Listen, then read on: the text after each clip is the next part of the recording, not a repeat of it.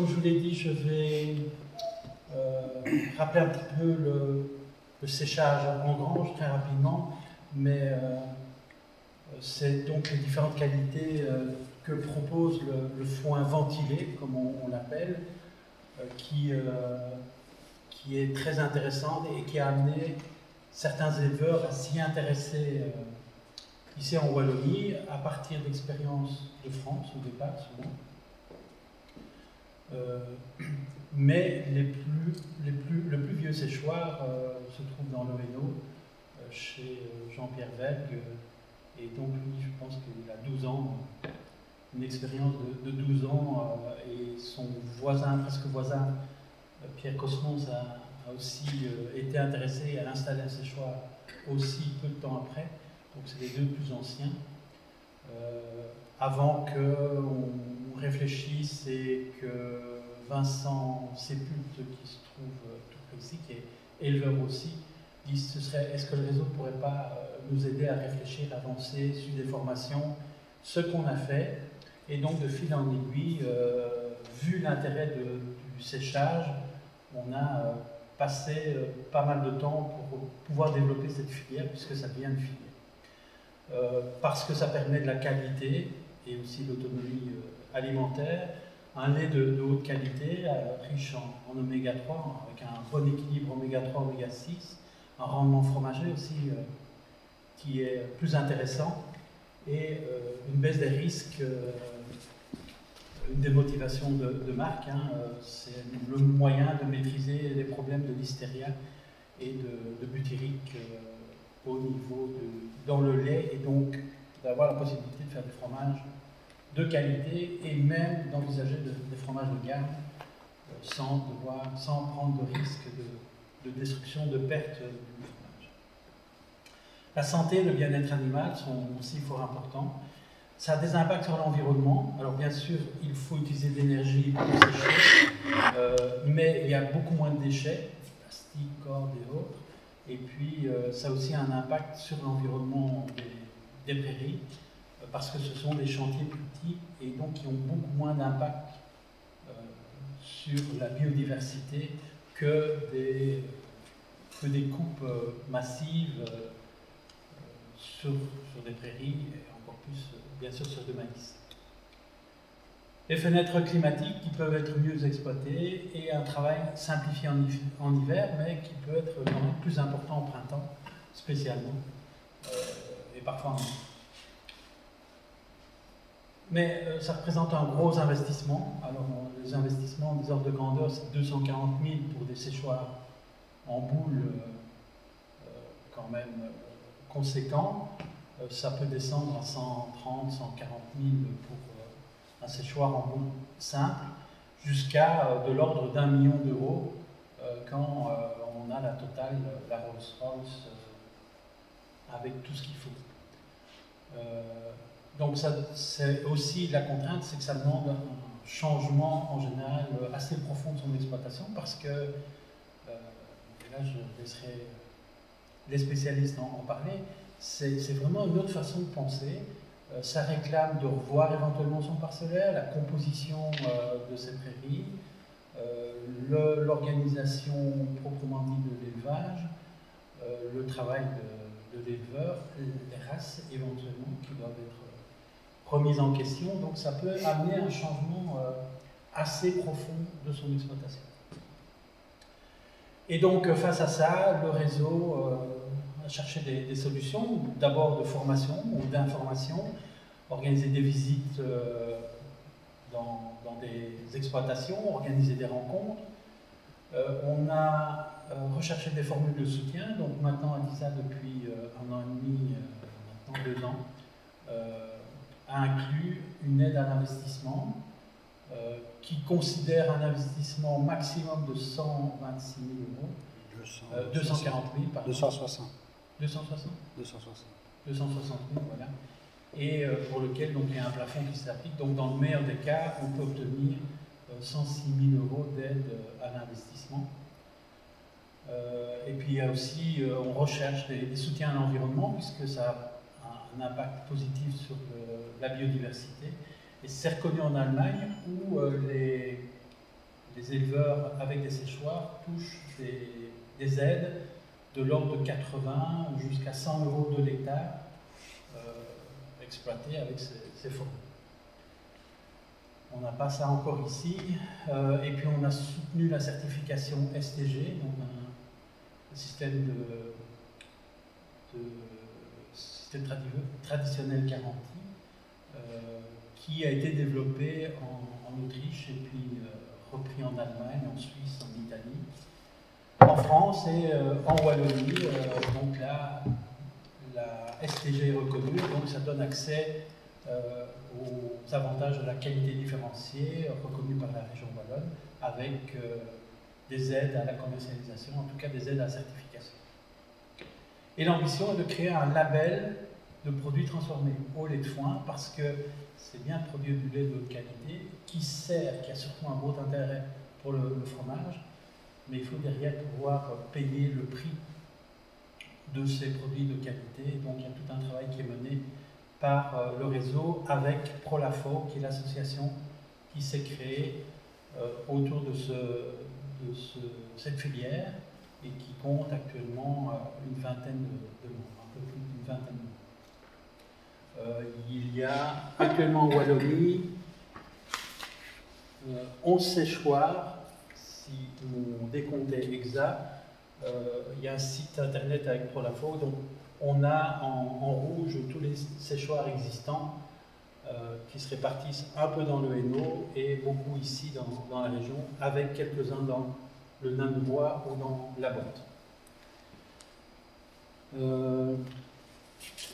Voilà pour les points d'introduction. Donc, comme je vous l'ai dit, le réseau travaille aussi à échanger des informations. Pour cela, on a travaillé avec Prolafo pour produire un carnet qui est surtout un carnet technique qui reprend toute une série d'informations sur le type de matériel, sur le type de séchoir qu'on peut installer. Il est clair que l'investissement va varier fortement. Vous l'avez vu, la fourchette, c'est de 150 à 1 million.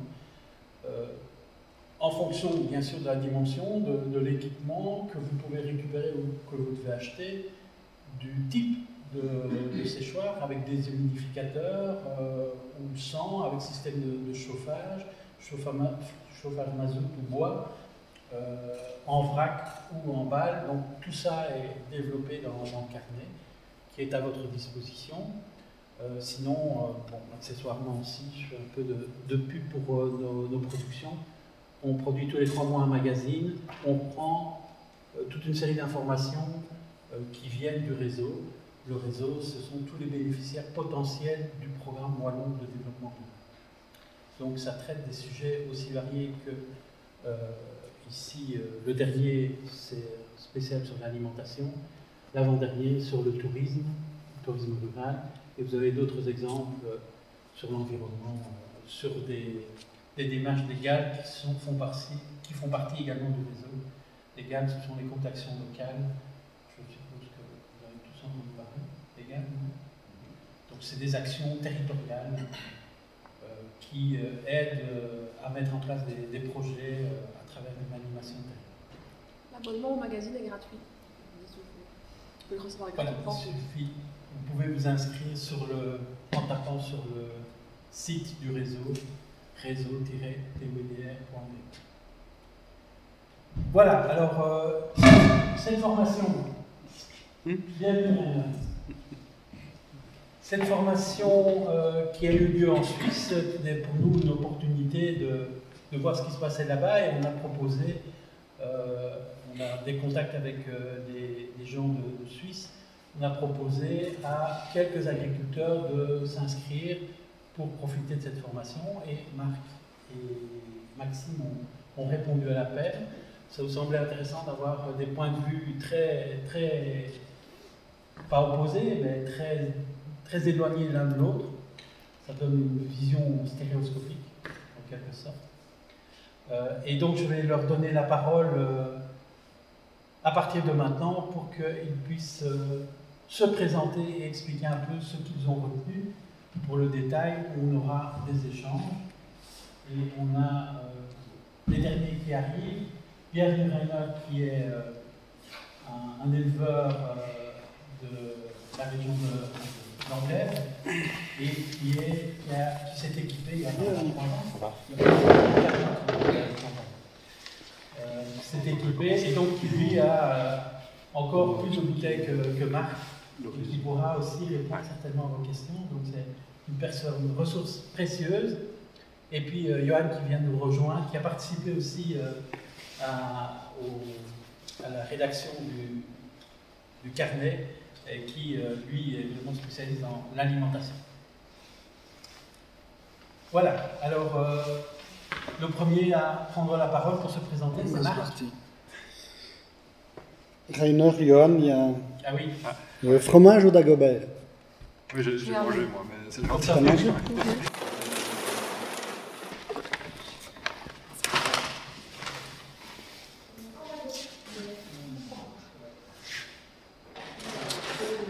Dis-nous tout, Marc. Je vais essayer de tout vous dire. Je suis bavard, donc si je deviens trop long, ça, faut me dire, faut pas hésiter. Donc voilà, comme j'ai dit tantôt, l'exploitation polyculture élevage bio sur 140 hectares, 450 chèvres laitières, 25 vaches mixtes normandes en diminution, et ça va aller vers le zéro à un moment ou à un autre. Mais jusque-là, on les gardait pour pâturer tout ce qui n'était ni charriable ni cochable. Vous avez vu qu'on habite dans une belle région, mais elle est parfois plus jolie pour les touristes que pour les agriculteurs. Enfin, voilà. C'est très vallonné, c'est fort morcelé. Donc je parle de 140 hectares, mais sur 140 hectares, je dois avoir quelque chose comme 90 parcelles. Donc voilà, je n'ai pas des parcelles qui sont énormes. Plein de petites parcelles dans tous les sens, mais on s'y est fait et on y arrive quand même.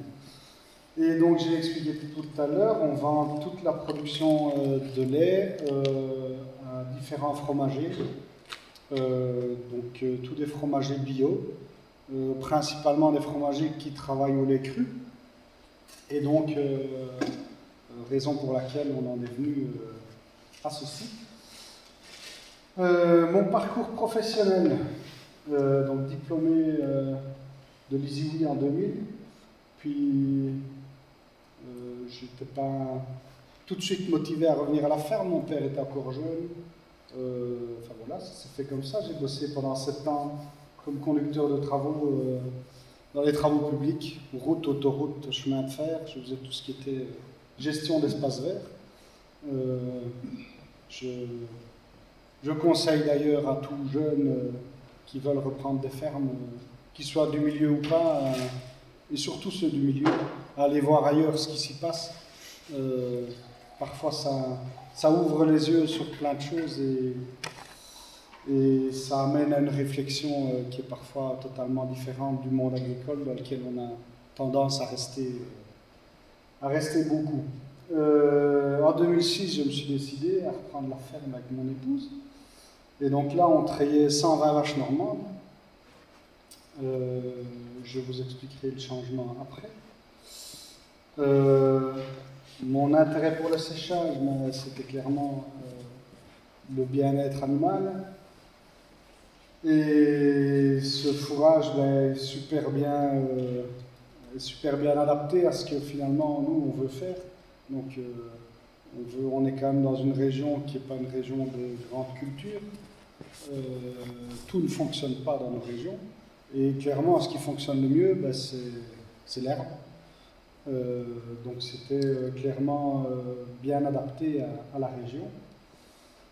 Et vu qu'on travaille avec des fromagers, si on veut réussir à vendre notre lait, il n'y a rien à faire. Il faut que le lait soit de très bonne qualité et surtout de très haute valeur fromagère. Donc ça comporte là-dedans le contrôle des butyriques et des listeria qui sont les deux plus grands problèmes des fromagers. En tout cas, pas pour des fromages frais, mais tout ce qui est fromage un peu de garde. C'est clair, c'est compliqué. Et nous, personnellement, en 2011, je pense, 2011 qu'il n'attend plus au printemps, Daniel. C'est plus, enfin, soit. On a fait des fourrages en quantité énorme, mais pas de très bonne qualité parce que ramassé dans l'eau, donc présence de terre, donc prolifération de spores butyriques et fromage qui gonfle, qui explose, qui, enfin voilà, c'est un peu. Et puis là, les fromagers rouspètent, crient, réclament de l'argent. Enfin voilà, c'est une situation que je n'espère à personne. Et clairement, ça a un peu précipité. Ça faisait longtemps que je réfléchissais à ces choix. Déjà, quand j'avais des vaches, je trouvais ça magnifique. Cette qualité de foin qu'on arrive à sortir la barrière. Mais ça a précipité clairement notre réflexion. Vas-y. Donc, mon séchoir. Donc l'exploitation ici, elle est en biais depuis 98, donc mes parents y étaient bien avant moi. Donc quand j'ai repris l'exploitation, il y avait 80 vaches laitières à ce moment-là. Banquiers et tout le monde qui entoure le monde agricole disaient il faut grandir, pour que ce soit rentable, il faut grandir. On est monté jusqu'à 120 vaches laitières. En se disant toujours bien, mais des terrains, on en trouvera toujours bien en cours de route. Ben ici, dans la région, c'est très bien dans un sens, mais pour moi, ça ne l'était peut-être un peu moins. Il y a beaucoup de jeunes qui ont repris les exploitations familiales, donc c'est très très bien. Mais ça voulait dire qu'il n'y avait pas de terrain disponible.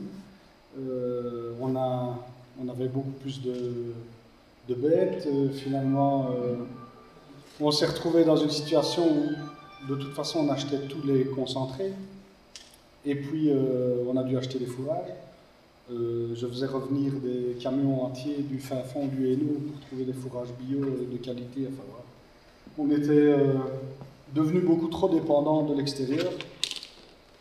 Et surtout les prix de tout ce qu'on achetait qui a augmenté, le lait pas en même temps. Donc on s'est retrouvé un peu en difficulté. Donc c'est comme ça qu'on a commencé à réfléchir aux chèvres. Et donc on a opéré un changement radical. Donc j'ai balayé les vaches et on a remonté un troupeau de 400 chèvres. On avait acheté 400 chèvres. Mais là, clairement, en réfléchissant tout autrement pour les chèvres, là, clairement, je ne voulais pas retomber dans le même système. Pour moi, il fallait absolument être autonome, le plus possible en tout cas. Et donc, tous nos calculs vis-à-vis des chèvres ont été en fonction des hectares qu'on avait, des hectares charruables. Et tout le calcul s'est fait à partir de là. Donc maintenant, j'ai parlé de 140 hectares tout à l'heure. Il y a 50 hectares qui sont que pour les vaches, qui sont des semi-montagnes. Et on travaille sur 90 hectares pour les chèvres, plus ou moins en moitié-moitié. Donc j'ai moitié prairie temporaire et moitié métail-grain. On a 3 métails que je vous détaillerai plus tard dans la visite. Et puis, on cultivait pour moi des très bonnes choses. Le souci, c'était de pouvoir les récolter et les conserver assez bien pour les chèvres. Il faut savoir que la plus grosse différence entre les chèvres et les vaches, c'est que les chèvres, elles sont très très difficiles, je suis désolé.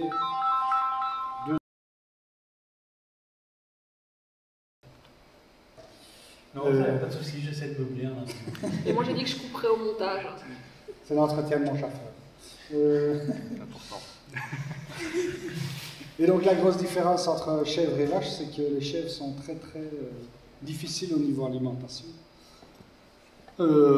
Très pointilleuses et ne supportent pas trop ce qui est humide et encore moins ce qui n'est pas bien conservé. La moindre petite pourriture qui passe, c'est des chèvres en moins le lendemain. Voilà.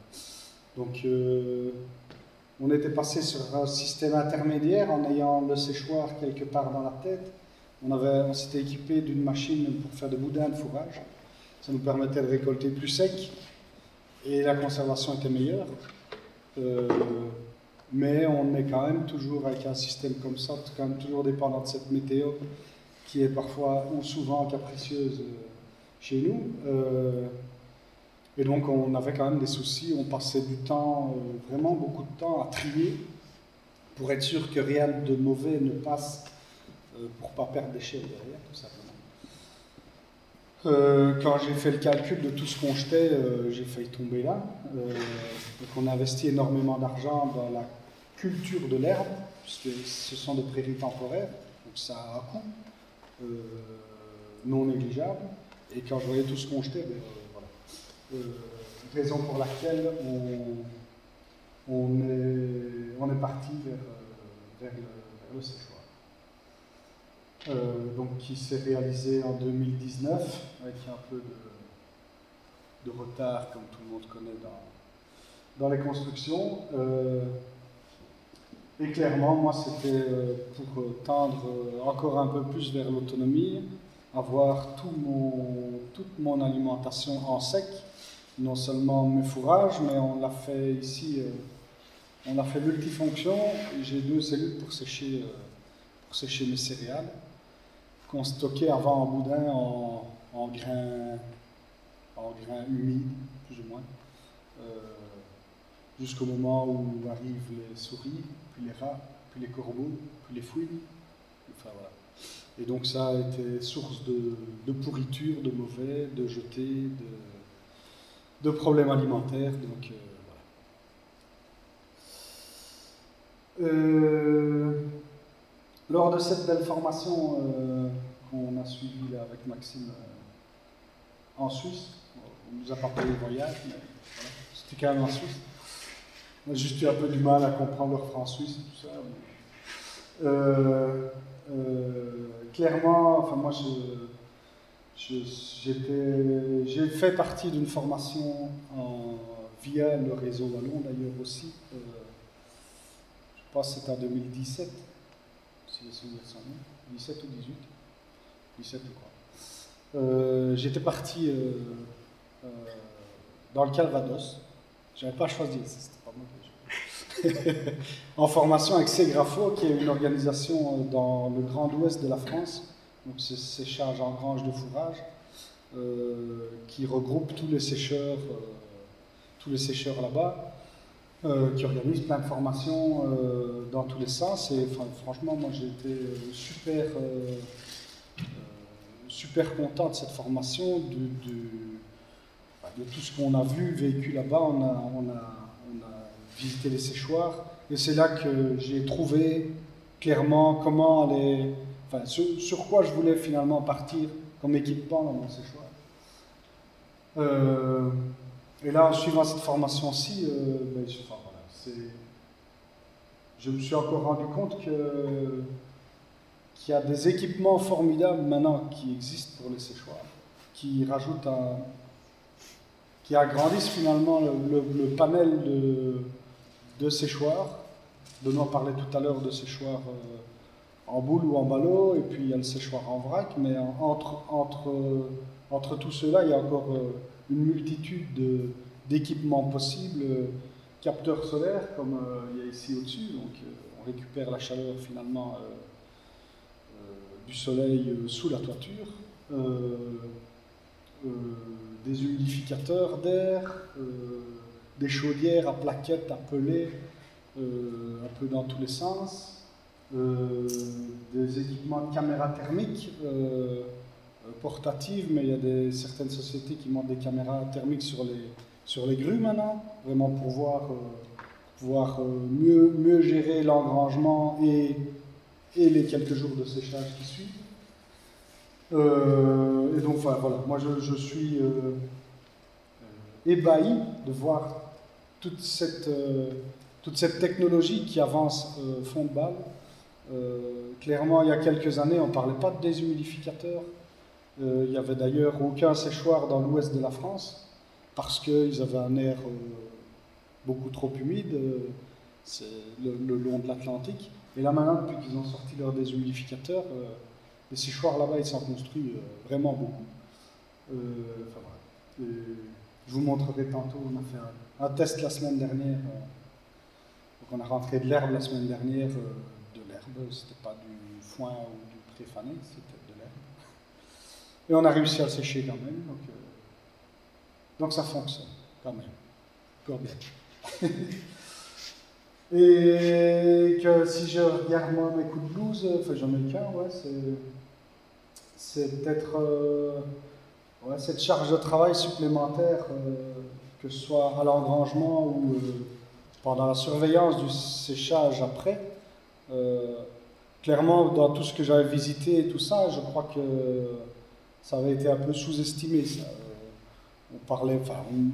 On m'a pas beaucoup parlé de, oui, il fallait engranger, évidemment, ça on se rend compte qu'il faut engranger, mais la suite, je vous assure que dans les jours qui suivent, il y a du travail, beaucoup de travail, de surveillance, de suivi, et puis on se rend compte qu'il y a ça ne sèche pas bien à un endroit ou à un autre, il faut rebouger le foin, peut-être le changer de cellule, ou le mettre différemment. Tout ça, c'est clairement beaucoup de travail. Rainer est là pour le dire aussi.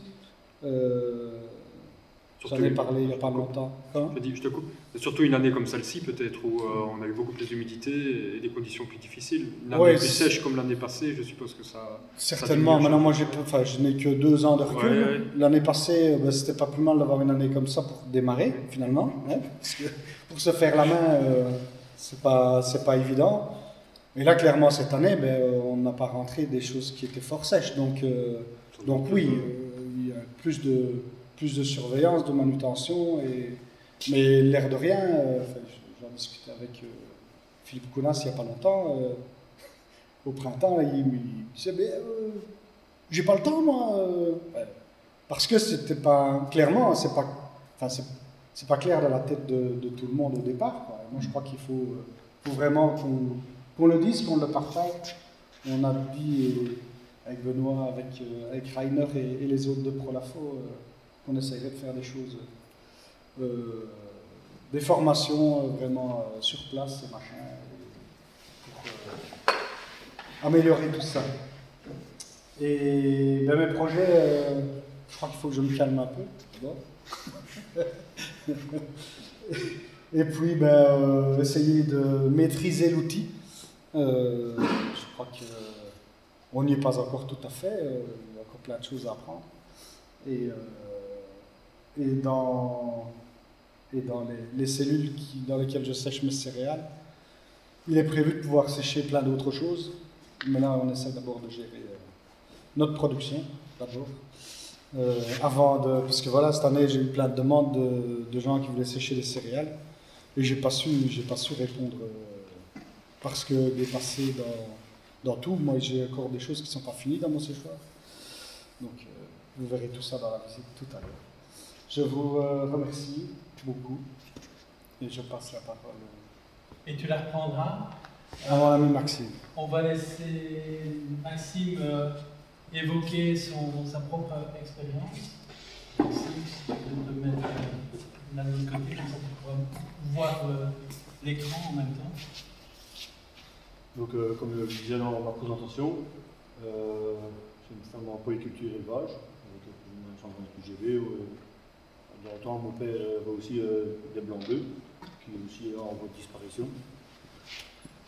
Environ 70 hectares, principalement culture traditionnelle dans notre région, blé, betterave, maïs, chicorée, pommes de terre, un peu d'oignon. La place de l'herbe n'a pas beaucoup de place chez nous, mais quand même beaucoup de pâture qu'on ne sait pas retourner. Donc élevage Holstein assimilé par moi-même et axé principalement sur les membres et les plis, pas forcément la quantité en lait, mais plutôt la qualité. Et donc on axe aussi de plus en plus en vente directe, beurre, glace, yaourt, crème de dessert et d'autres projets peut-être par la suite. Donc mon parcours professionnel, moi je sors de l'école de Apt de 2011. J'étais aussi travaillé à l'extérieur. Donc à la base je ne voulais pas du tout, mais comme il marque, c'est toujours bien de voir ailleurs ce qui se passe. On a pu apprendre beaucoup. Enfin, on apprend beaucoup. Et donc en 2016, j'ai repris l'exploitation familiale, je suis associé avec mon père. Et là-dessus, développement du maraîchage, de petits fruits, augmentation évidemment de la vente directe. C'est là qu'on a aussi mis les crèmes dessert et la glace en plus dans le panel, dans les produits laitiers. Ici, on investit souvent aussi dans un magasin à la ferme pour augmenter les. Elle travaille aussi avec d'autres producteurs, avoir plus de produits au magasin pour attirer un peu plus les gens, parce que forcément, faire les courses, aller chez tout le monde, les gens prennent plus le temps. Et voilà, mon projet, pourquoi pas un séchoir de foin, avec la fabrication de fromage de Gap, parce que ma femme vient de la Haute-Savoie, pays, la région du séchage du foin et de bon fromage. Donc c'est ancré dans sa tête, dans sa œuvre, on regarde les vaches, on fait du foin. Et un prix du lait qui est assez intéressant. Ouais, ils ont dû se battre pour aussi. Ils ont trinqué derrière, ce qu'on oublie de dire aussi. Et que maintenant, oui, ils sont payés pour, mais il y a tout du marketing derrière qui est fait encore aujourd'hui. Et il y a 20 ans d'ici, ils n'avaient pas ce qu'ils ont aujourd'hui. Et ça, il faut quand même leur donner aussi. Vivement dans 20 ans. Ah, tu sais. Alors on va continuer un peu avec vos ressentis sur ce qui vous a vraiment marqué dans cette formation. Alors d'abord Maxime. Comme Marc on a beaucoup parlé, parce que moi je suis novice aussi, c'est le travail et la surveillance autour du séchoir. L'enrangement, oui, on remplit, voilà, basta, mais non. Il en a parlé assez bien. C'est pas du tout oublié. C'est un truc que j'ai bien retenu de la réunion qu'on a suivi. La qualité des fourrages, évidemment, c'est tout des témoignages, parce que moi, je n'ai pas de séchage, mais même quand on va visiter en Haute-Savoie, les producteurs, c'est à chaque fois la même chose. La qualité, du coup, bien-être des animaux, et moins de vétérinaires, et tout ce qui s'ensuit, les meilleures pattes, etc. À chaque fois, se voit des témoignages, mais je suis quand même de plus en plus convaincu par cette technique de conservation. Témoignages qui viennent aussi beaucoup de Savoie. Marc, pour toi, Ouais, dans ces formations suisses, là, ils ont présenté un projet de construction de séchoirs collectifs là-bas en Suisse. Je vous avoue qu'ils ont un peu du mal à mettre ça en place. Mais on a eu le témoignage d'un séchoir collectif qui fonctionne très bien en France, qui s'appelle la Luzerne de Bresse. Et là, ça regroupe 13 adhérents. Il y a un gars, un salarié qui s'occupe du séchoir, donc qui est là pour engranger, pour sécher, et puis ils refont des ballots derrière, et puis chacun récupère finalement sa matière. Vous avoue que quand j'ai eu mon projet de séchoir, j'avais un peu cherché dans ce sens-là, essayer de motiver l'un ou l'autre du coin, et finalement, il n'y a personne qui prenait, donc voilà, j'ai démarré moi tout seul. Maintenant, c'est quand même un bel investissement. Et là, je trouvais qu'ils ont réussi vraiment à faire quelque chose de bien. Ils avaient finalement, ils parlaient d'un investissement de 2 millions d'euros, mais à diviser en 13, quoi. Et c'est mutualisé, donc pour rentrer dans leurs frais chaque année,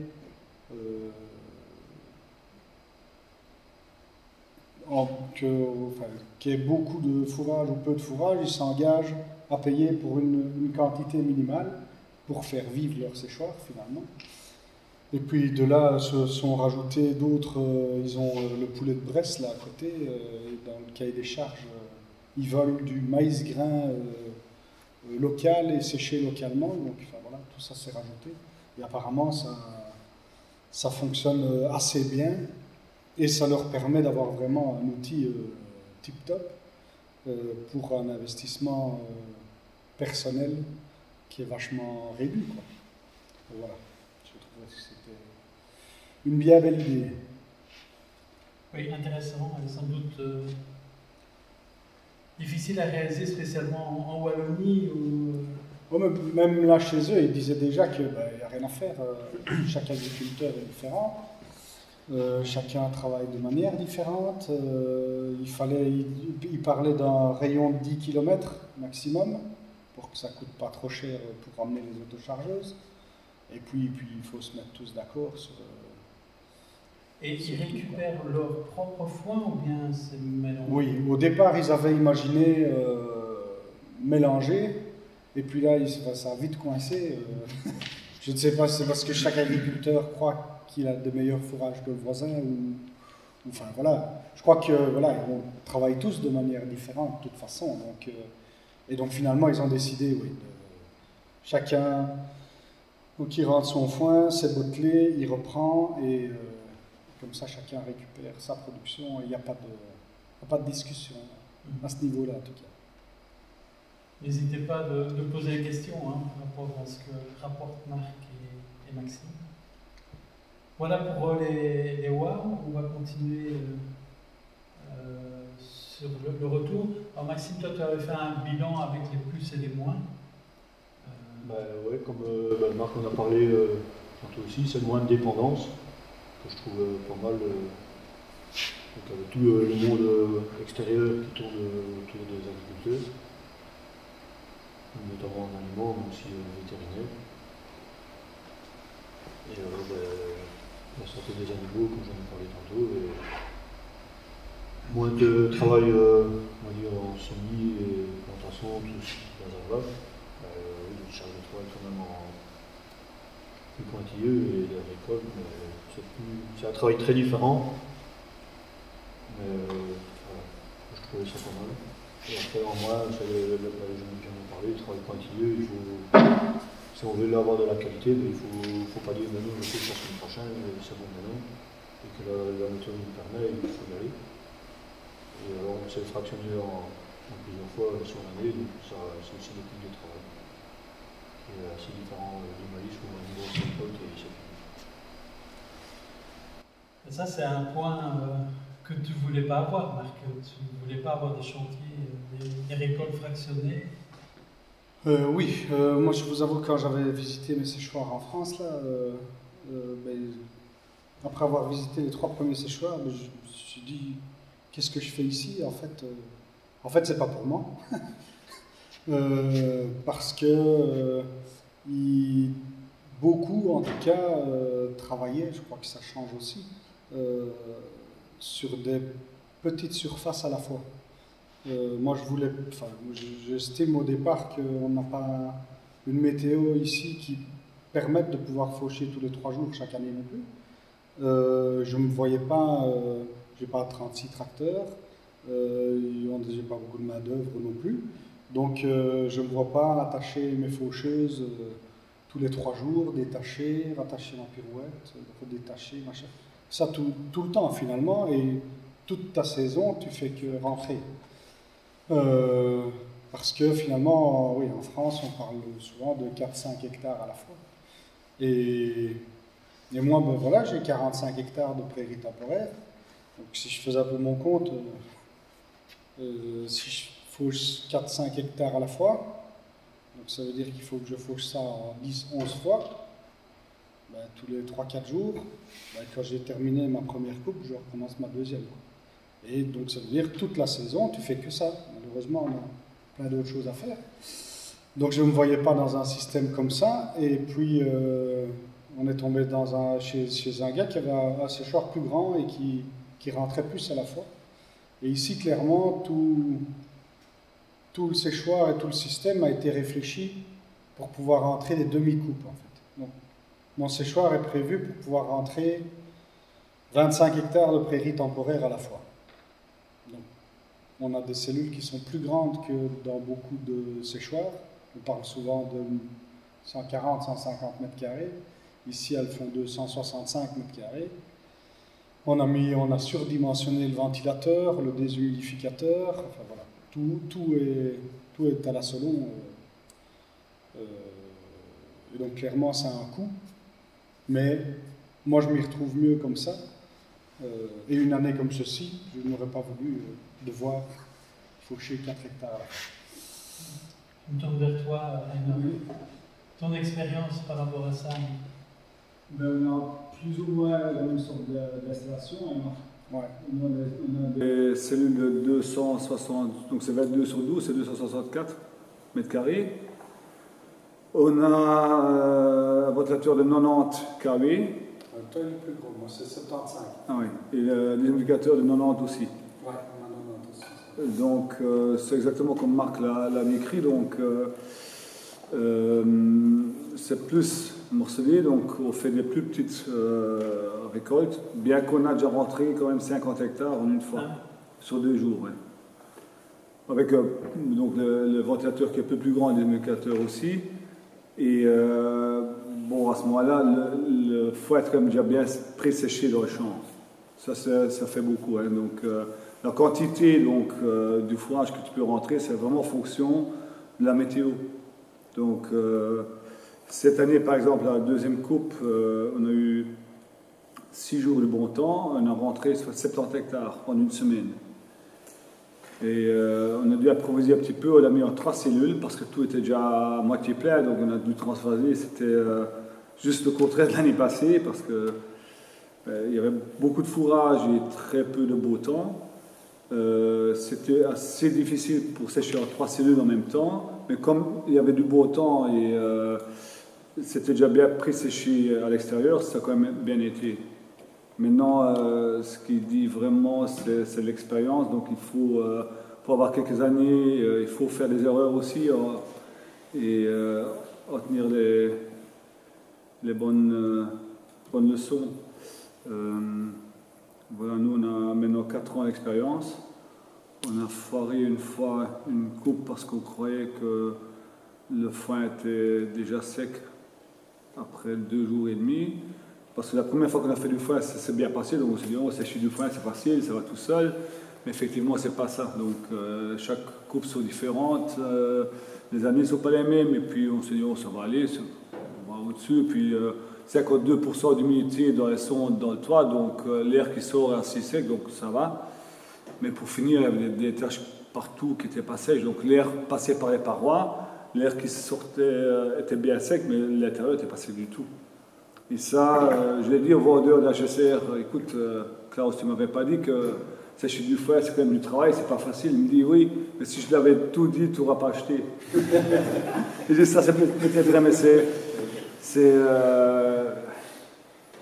c'est pas évident, mais avec des bonnes installations, ça faisait. Même des années comme celle-ci, ça a très bien été, et c'était une année vraiment très difficile parce qu'il y avait beaucoup de fourrage et très peu de beau temps. Voilà. D'où l'importance d'avoir la possibilité de ces contacts et de ne pas se fier sur ce que dit nécessairement le vendeur, mais aussi d'aller voir les gens qui sont installés et qui peuvent vous apporter des retours d'expérience. Et c'est pourquoi l'association est vraiment importante. Et tous ceux qui veulent se lancer là-dedans, on les invite à aller voir des sécheurs ici, bon, puis aussi ailleurs, mais rien de tel quand même que d'avoir l'expérience locale pour appréhender les choses de façon beaucoup plus pratique. Ouais, tout à fait. Donc ça, c'est une des ambitions que l'association veut pouvoir donner. J'avais encore un point par rapport à ce que Maxime disait. Oui, santé des animaux, je ne sais pas moi. Pascal me disait que très vite, il a vu que les problèmes sanitaires avaient été réduits de moitié. C'était difficile à estimer. Il allait faire un suivi. J'ai vu des témoignages d'éleveurs en France qui parlaient de 4 fois moins de frais vétérinaires que du temps de l'incident. Je ne sais pas si vous avez un retour à apporter par rapport à ça. C'est quand même difficilement quantifiable, ça c'est sûr et certain. Mais si, enfin, nous on remarque que les chèvres ont un poil plus luisant d'office. Maintenant, on n'avait pas on avait compté, on n'avait pas compté de lait en plus, parce que je crois qu'il y a beaucoup qui espèrent en donnant du foin de séchoir gagner des litres. Moi, je crois que c'est pas la bonne optique. Je crois qu'il vaut mieux pas vouloir justement chercher trop, mais que ce soit du lait de qualité. Et quand on fonctionne comme ça, ben, pour moi, les animaux peuvent faire que mieux, de toute façon. Maintenant, les frais vétérinaires, Ah oui, avec le temps, on devrait pouvoir faire le bilan. Ça, c'est sûr. La comptabilité, c'est ce que Pascal voulait faire, c'était vérifier toutes ces factures de vétérinaires. Maintenant, il y a des frais qui sont, on ne peut pas éliminer, qui sont obligatoires pour le vétérinaire, mais au total... Oui, puis les frais d'aliments aussi. L'air de rien, une année comme celle-ci, c'est non négligeable, quoi. Même si l'année a été la même pour tout le monde. Donc c'est pas cette année qu'on a fait le meilleur fourrage, même dans un séchoir, mais c'est de toute façon mieux. Ok, alors avançons. Innovation, étonnement de la part de Maxime. La technicité, donc comme on en a déjà parlé un peu en long et en large sur les points chauds, les effets cheminés et tout ça. La conception thermovoltaïque comme il y a ici, qui est vraiment assez plus efficace, on va dire. Ici, c'est pas du thermovoltaïque, c'est un capteur solaire. Donc. C'est uniquement chaleur. Donc on récupère, thermovoltaïque, c'est des panneaux qui font et photovoltaïque et thermique en même temps. Donc qui remplacent ta toiture. En quelque sorte. Il y a deux toitures. Non, Non, parce qu'entre les deux, on est isolés pour garder la chaleur en question, comme ici. Non, c'est pas le même système, ça. Donc c'est pas des questions, je sais pas. Si, moi c'est un caisson. En fait, on a mis des OSB en dessous des pannes. Au-dessus des pannes, ben, il y a la tôle de toiture, la plus noire possible pour capter le plus d'énergie possible. Et on a, l'OSB en dessous des pannes, donc ce qui nous fait ici un caisson de 27 cm de haut sur toute la superficie du bâtiment. Et le thermovoltaïque, ben, on remplace finalement la tôle par un panneau. Et donc on couvre tout le panneau, c'est étanche, machin. C'est un panneau photovoltaïque, mais qui a la capacité de pouvoir restituer la chaleur qui alors est utilisée pour sécher le feu. Est-ce que c'est vraiment, est-ce qu'il y a vraiment une efficacité supplémentaire par rapport au coût assez important la polyvalence des séchoirs qu'on peut faire, mais tout ce qu'on sait faire autour, du foin, la plaquette de bois, les aliments. Et alors, on augmente, comme Marc vient de le dire aussi, pas forcément la production en plus, mais diminuer les coûts. Et c'est là qu'on peut faire des améliorations financières. Ok, et Marc, toi tu... Oui, dans les formations, là, il parlait d'un système de chauffage en location. Donc, en France, il y a une société qui s'appelle Argesner, qui est autrichienne au départ, mais il y a une succursale en France. Ils louent même des chaudières à plaquettes en saison. Voilà, vous louez ce qu'il faut, puisque finalement, on sèche en gros de mai à octobre. Donc, le reste du temps, il n'y a pas besoin de toute l'installation. Et il faisait aussi un système clé en poche là, de chaudière à pellet. Et donc, ils viennent vous déposer le silo à pellet, les vis qui vont jusqu'à la chaudière, machin. Et c'est un espèce de kit comme ça. Et on paye ça par mois. Et ils sont contents, eux, de pouvoir, ça c'est en Suisse, ils sont contents de pouvoir les louer l'été, parce que c'est des systèmes qui servent à chauffer des chapiteaux sur les stations de ski. Voilà, je trouvais ça intéressant aussi d'avoir un système comme ça de location. Et chez nous aussi, il y a des locations de chauffage pour des tentes ou des trucs comme ça en hiver. Généralement, c'est du gaz ou voire du pétrole. Mais ça pourrait être intéressant. Je ne sais pas s'il existe des chaudières à bois. J'ai posé la question à Valbium, ils n'ont pas entendu parler. Mais ça pourrait être quelque chose à imaginer parce que, comme tu dis, en saison moins froide, c'est du matériel qui pourrait être utilisé, alors que d'habitude on l'utilise en hiver. Voilà. Et je sais que Hugues Aveland, qui est équipé d'un séchoir à boules, un séchoir, une chaudière au fioul, et se dit, à la réflexion, j'aurais dû installer un système au bois. Et c'est ce qui est installé chez tes voisins, chez Kounas, oui, une chaudière à plaquettes.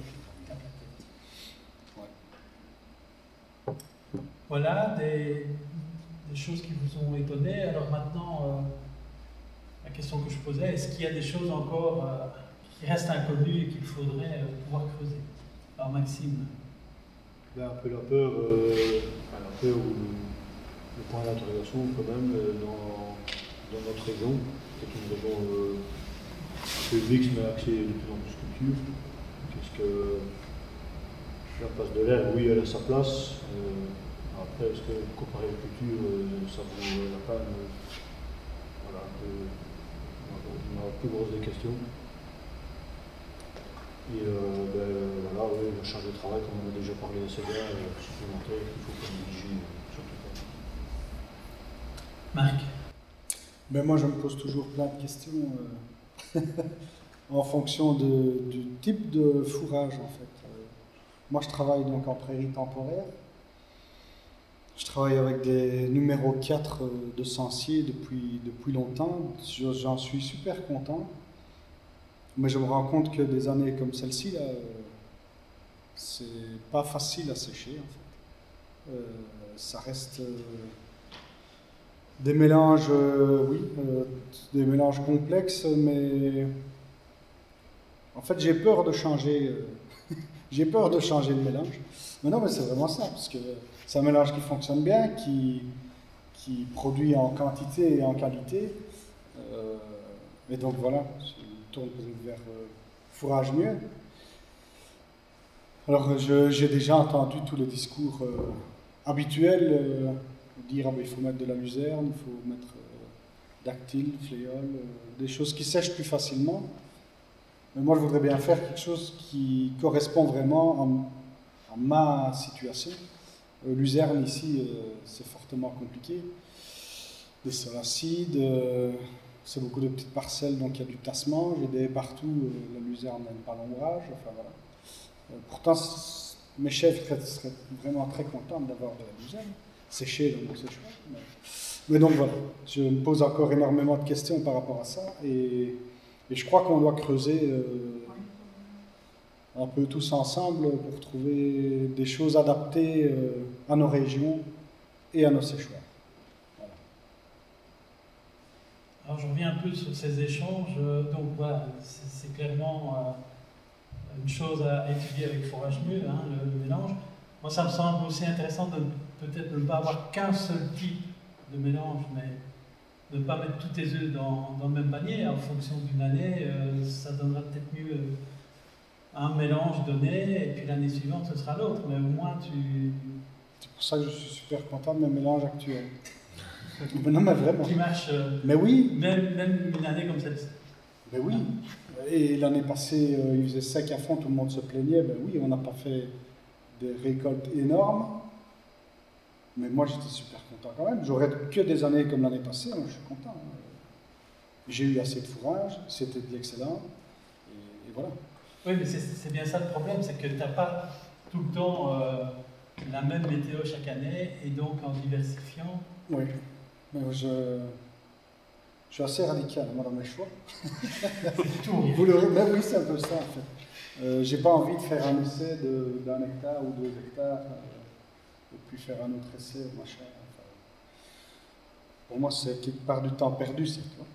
C'est une façon de fonctionner. Encore faut-il que ça fonctionne. Rainer, toi, tu as le même type de mélange aussi? On a des prairies permanentes. Ah oui. Ils sont plus vieux que moi.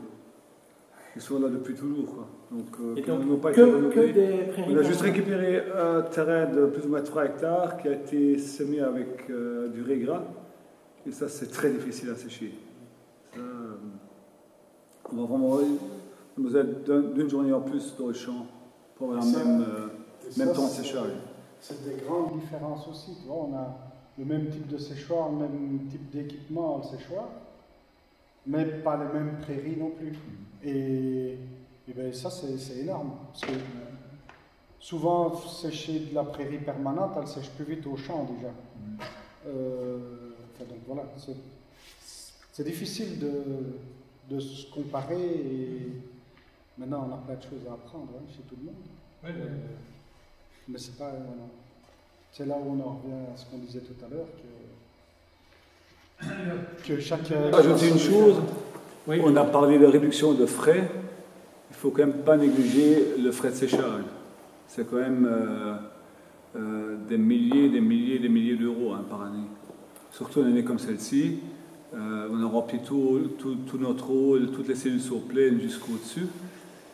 Il faudra que je fasse un peu l'addition parce qu'on a reçu la dernière facture cette semaine-ci. Mais je crois qu'on est autour de pas loin de 20 000 euros. Moi, j'ai plus ou moins 20 000 parce que moi, je fonctionne sur un groupe de carburant. Ouais. Là, cette année, on y est. Ouais. Donc, tu vois, clairement, c'est un... Donc, on a fonctionné une année avec un groupe qu'on avait loué et puis il foirait tout le temps. Donc on a dit ça va pas, on a acheté une cabine haute tension et donc ça fait 2 ans maintenant je crois qu'on trouve avec l'électricité du réseau. Et les 20 000 euros, c'est en comptant l'amortissement de la cabine ou bien c'est le prix du groupe? C'est encore un autre tarif d'électricité, ça? Oui, moi je compte environ 700 euros par jour. Hein. Ben moi, quand il tourne plein pot, moi je compte que c'est plus ou moins 50 litres à l'heure. Hein. Donc, une journée, c'est 1000 litres. Ouais, donc ça, c'est des questions qu'on aimerait bien pouvoir étudier sur base de retours d'expérience des uns et des autres, c'est pouvoir quantifier le coût, mais ça sert à rien de Au le niveau faire. des coûts, ça peut vraiment être du simple au double. Hein. L'année passée, on a séché beaucoup moins de fourrage et la météo était beaucoup plus favorable. Donc, je crois qu'on était autour de 10-12 000 euros et cette année, comme je dis, on est autour de 20 000 euros. Donc, il faut pouvoir le faire sur plusieurs années pour avoir quelque chose de significatif. Tout à fait. Je reviens sur une autre question, c'était la région, le Hainaut, c'est peut-être pas la région du séchage, donc je me tourne vers vous, hein, puisque vous venez du Hainaut aussi. Donc ça vous interpelle? Nous on est tout à l'air, donc on est presque un petit peu, donc ça va être faisable. Donc a priori ça peut fonctionner. Je rappelle aussi que les premiers séchoirs en Wallonie, c'était dans le Hainaut, hein, c'était chez Jean-Marie Velle et Dominique Osman. Donc voilà, c'est possible de le faire. Eux, ils sont équipés uniquement avec du solaire, hein, pas des humidificateurs. Mais ce que je constate aussi, c'est que souvent, on fait appel à des génératrices pour pouvoir assurer l'électricité, même eux, pour les ventilos. Oui, ça fait tout de suite des grosses puissances en fait. Et moi ici je m'étais renseigné, oui, il fallait mettre une cabine à haute tension, mais il fallait repartir du poteau là-bas. Et enfin, c'est un prix qui fait vite peur, quoi. Et rajouter ça en plus à tout l'investissement, on reste me demander 100 000 euros au bas mot pour me donner l'accès. Voilà. Maintenant, il y a un prix préférentiel pour les grosses consommations ou pas? L'électricité est moins chère. Ouais. Cabine. Parce que je sais bien qu'en France, ils fonctionnent avec des tarifs là. Souvent, les sécheurs, ils ont un tarif jaune qui est quelque chose de super avantageux. On paye moins par kilowattheure, mais bon, la cabine, on était autour de 70 000 €, j'ai bien compris. Donc c'est déjà les frais aussi. Je crois que si le mazout est autour de 60 cents, tu sèches moins cher avec le mazout qu'avec l'électricité du réseau. Maintenant, c'est aussi une discussion écologique. Donc, bon, l'électricité qu'on reçoit n'est pas forcément toujours verte non plus, mais brûler du mazout, ça me plaisait pas trop non plus. Ça ne me plaisait pas Hein? non plus au départ. Il a bien fallu que. Oui. Non, clairement. Maintenant, enfin, je réfléchis. Benoît pourra peut-être nous aider sur le sujet. Non, mais je vois chez Éric Jonco, ils vendent du quoi? Du CNG. Ouais. Oui, ils produisent du CNG. Donc là, la solution que tu évoques, c'est la biométhanisation associée à... Oui, ou bien pourquoi pas, moi, acheter un groupe pour pouvoir tourner avec, je sais pas, si c'est avec envisageable, s'il y a moyen d'acheter, je sais pas. Parce Oui, que il y a là, moyen alors là, d'acheter. ce serait, ben voilà, écologiquement parlant, on est bien d'accord que... Il y a moyen d'acheter, effectivement, mais il y a le transport de chez Jonco aussi. L'azote, il faut le transporter aussi. Mais je ne sais pas du tout quelle est sa capacité de production. Hein. Maintenant, oui, la biométhanisation, très clairement. Et il y en a ici en Wallonie qui ont couplé biométhanisation et séchoir. Ben là, oui, c'est l'utilisation de tout dans tous les sens. Et là, c'est vraiment optimum. Maintenant, C'est rajouter encore quelques métiers en plus. quelques métiers en plus, donc du temps en plus aussi. Et il y a un petit emprunt, un passage en plus aussi, quoi. Enfin voilà. Donc, Mais peut-être des partenariats. Il y a Frédéric Mesdac aussi qui a une biométhanisation qui aurait voulu venir, mais il n'a pas pu s'être excusé, qui a de la chaleur et qui réfléchit aussi à du CNG. son papa m'avait dit que je devais aller faire le séchoir à côté de chez lui. Donc il y a quand même quelques biométhaniseurs qui ont une capacité de séchage et qui seraient prêts à partager. Mais maintenant, ce n'est pas quelque chose de facilement délocalisable. Mais on parle de Dimitri Burniot qui a un séchoir et une biométhanisation. Lui, finalement, il pensait qu'il avait beaucoup de chaleur. Et puis il se dit, j'aurais quand même dû mettre aussi Un capteur solaire. un capteur solaire en plus.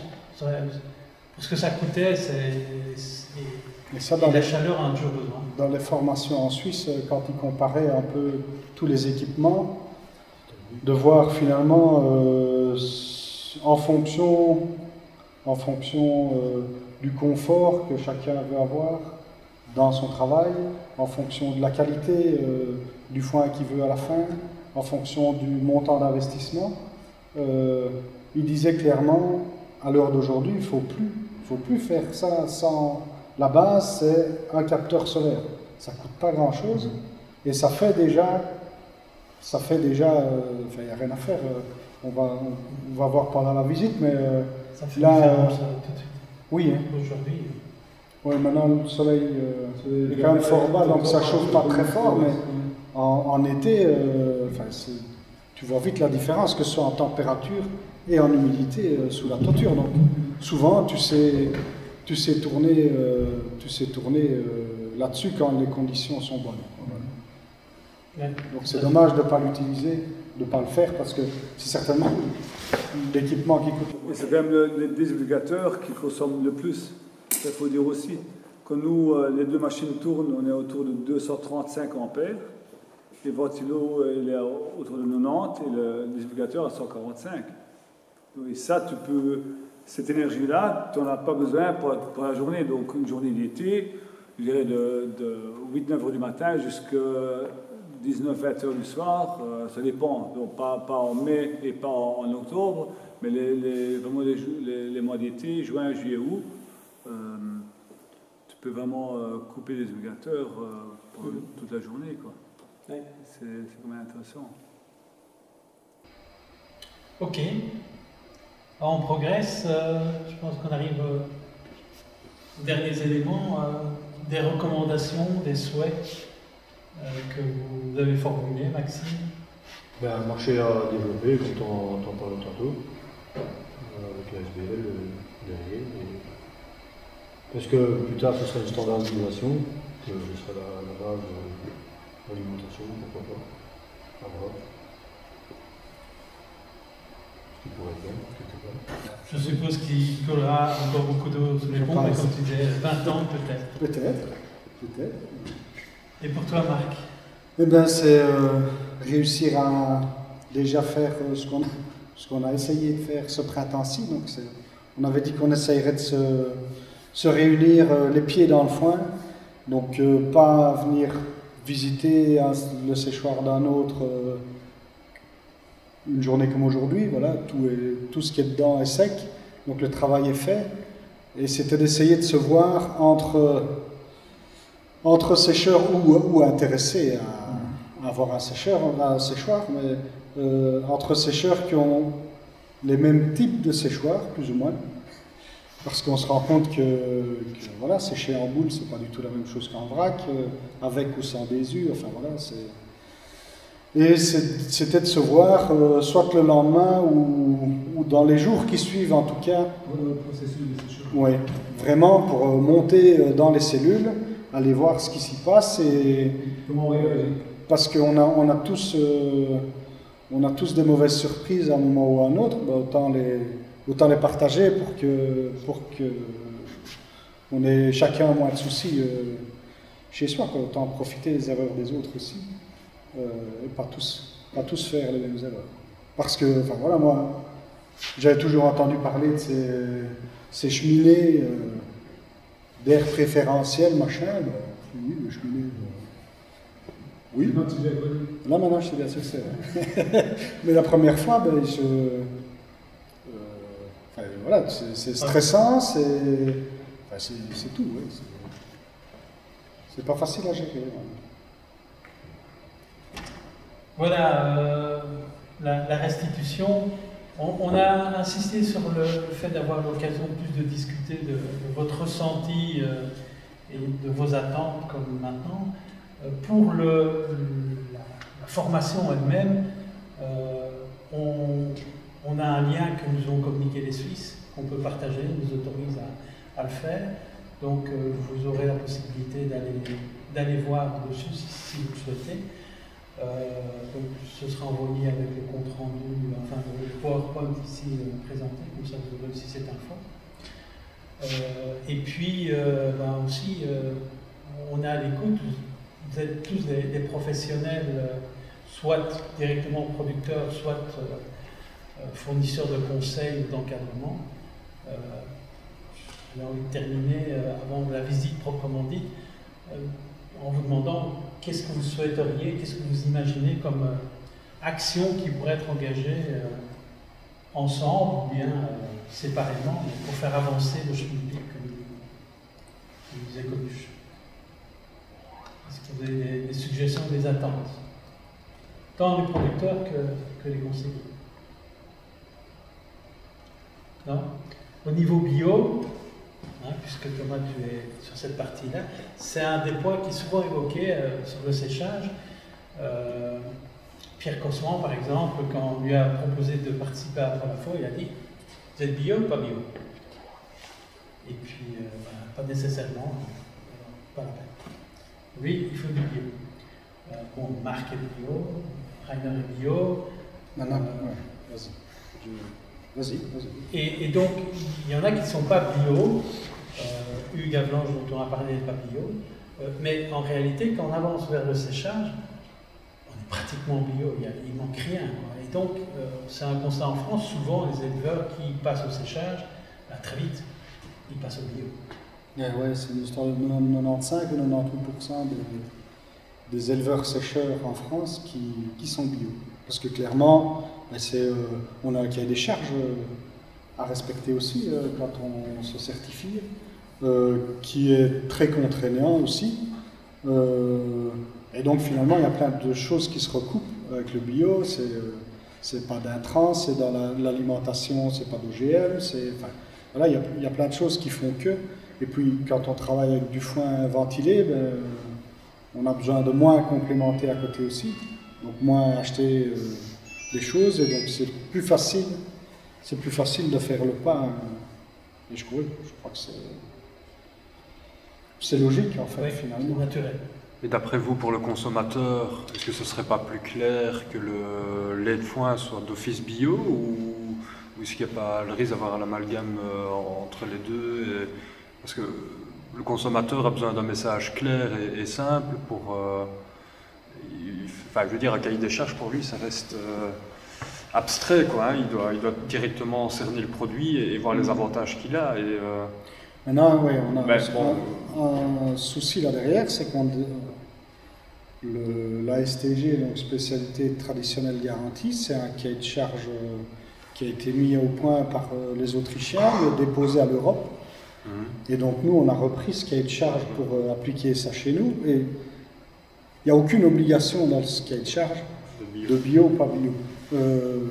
Donc on ne peut pas, nous, dire, ah ben nous, petits Wallons, dans l'histoire du lait de foin, ce sera bio chez nous. Ou alors il faut sortir de cet STG et faire un truc complètement différent. Maintenant, on reste que petit Wallon.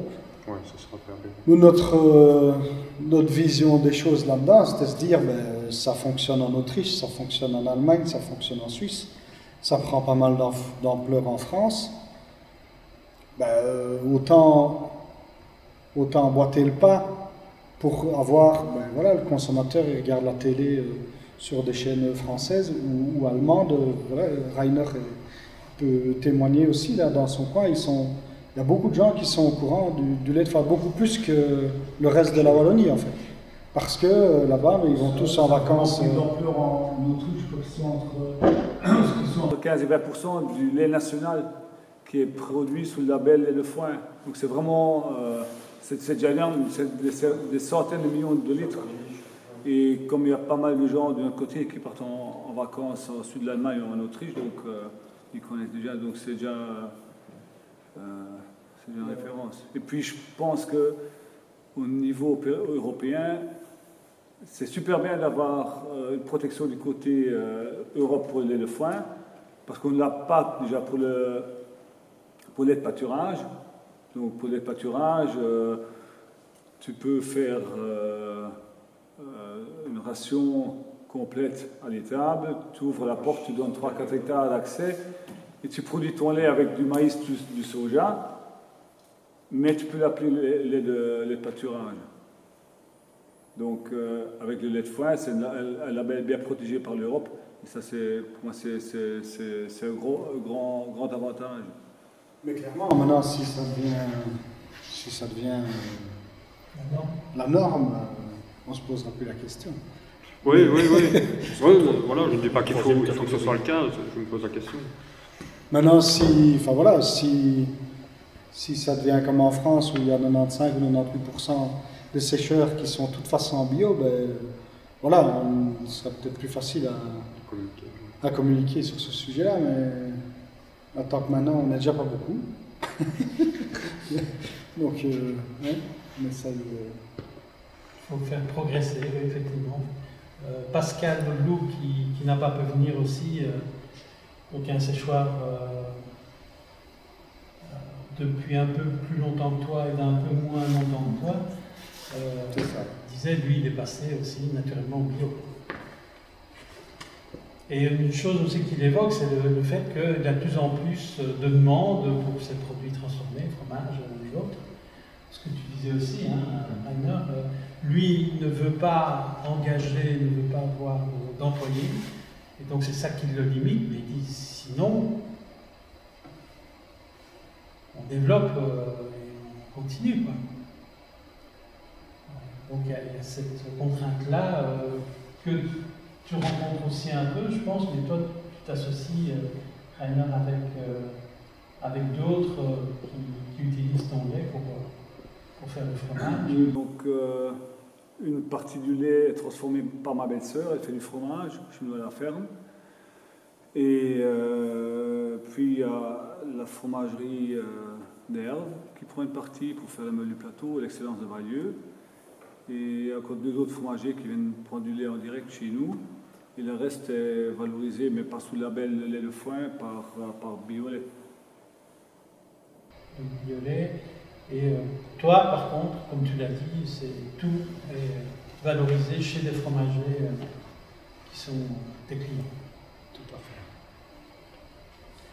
Chez Pascal, c'est aussi un peu comme chez toi, valorisation à la ferme par Hélène qui produit et qui vend ses fromages à la ferme, plus dans quelques endroits, mais qui est limitée parce que voilà, elle ne peut pas produire plus.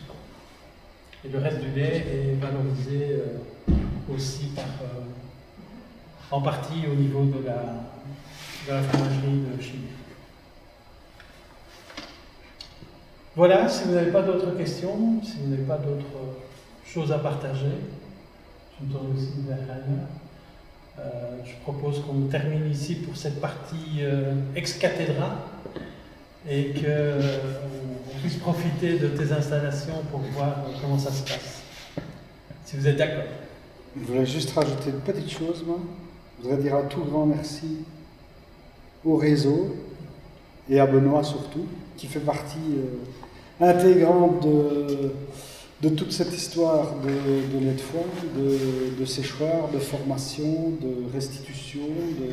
Parce que voilà, si vous avez eu une belle présentation aujourd'hui, c'est aussi grâce à Benoît, beaucoup grâce à Benoît, On fait grand chose. c'est ça, qui met tout ça en musique et tout. Enfin voilà. Merci beaucoup, Marc. Sans lui, clairement, on n'en serait pas là. Et puis voilà, on va encore avancer longtemps ensemble, on espère. Hein? C'est surtout vous qui êtes les pionniers de la filière qui êtes à féliciter et à encourager, bien sûr. Tous On va voir, hein, c'est magnifique ce que vous avez, et puis on voit que le foin, mais il y a aussi ce qui sort au pied qui aussi a de la valeur. Tout à fait. Tu nous sers de guide après Je peux faire ça. L'amphitryon.